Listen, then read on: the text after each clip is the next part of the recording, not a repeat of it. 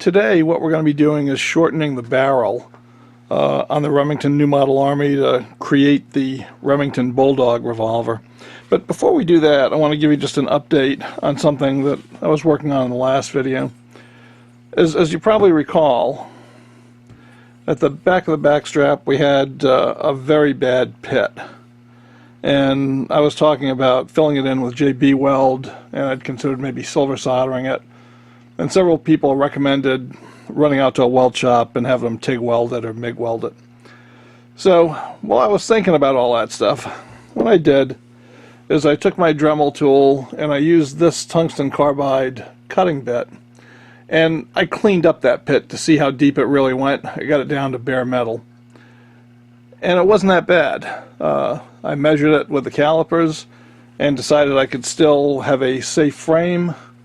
So basically I just filed it right out. So as you can see, we got no pit, and we don't have to worry about dealing with some other substance in there, whether it's a weld or an epoxy.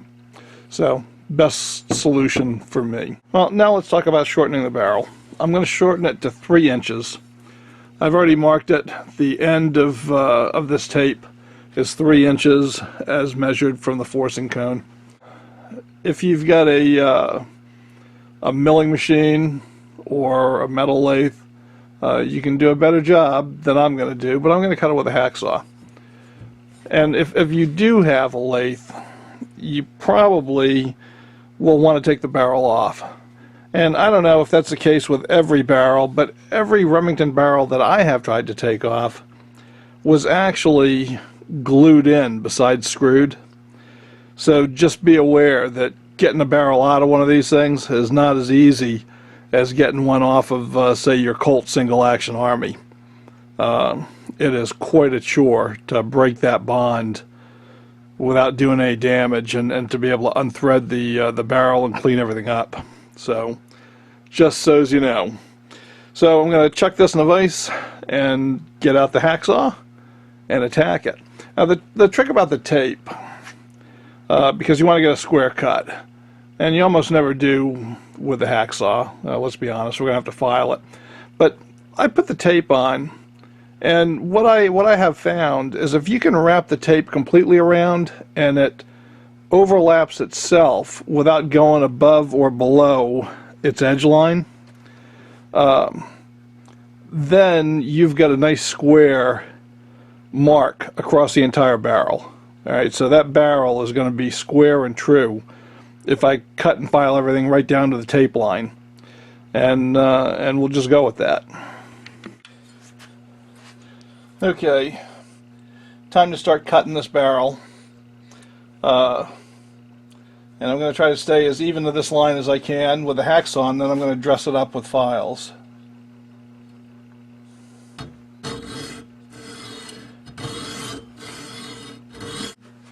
Now I rotated the barrel. I only made a partial cut.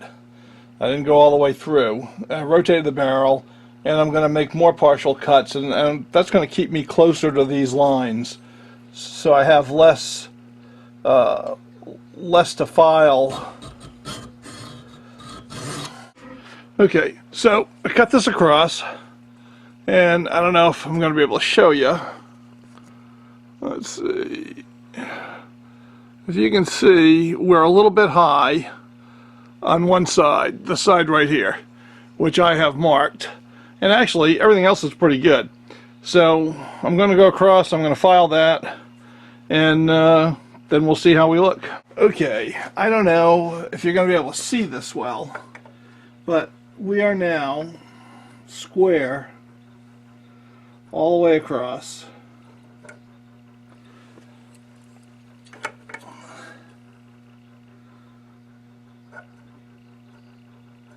So we are good.